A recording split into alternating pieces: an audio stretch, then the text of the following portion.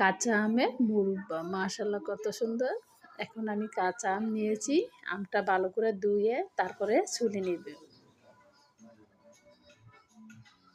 দেখবেন আমের আঠিটা টাইট নাকি, আঠি হয়েছে নাকি এটা দেখবেন।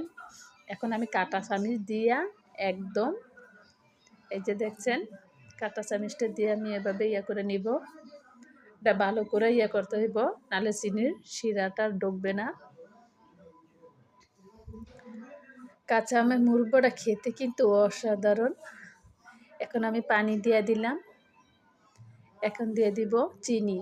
চিনি কিন্তু বেশি লাগে মুরব্বা, এদিকে আমি চিনিটা বেশি দিলাম। তেজপাতা, দারচিনি, এলাচ দিয়ে দিলাম। এখন একটু লাড়া দেয়া, এই যে দেখছেন পানিটা ফুটে উঠছে। এখন আমটা দিয়ে দিলাম। আমটা কিন্তু আমি কাঁটা চামিচ দিয়ে করলাম, এটা আবার ভালো করে আবার ধুয়ে নিয়েছি। তার পানিটা একদম চিপা ফালায়া তারপরে এখন এই যে চিনির শিরার ভিতরে দিলাম।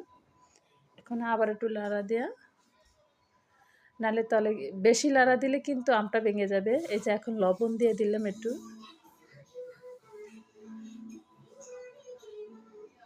মুরব্বা খেতে কিন্তু অনেক ভালো লাগে, আপনারও এরকম বাসায় বানাবেন।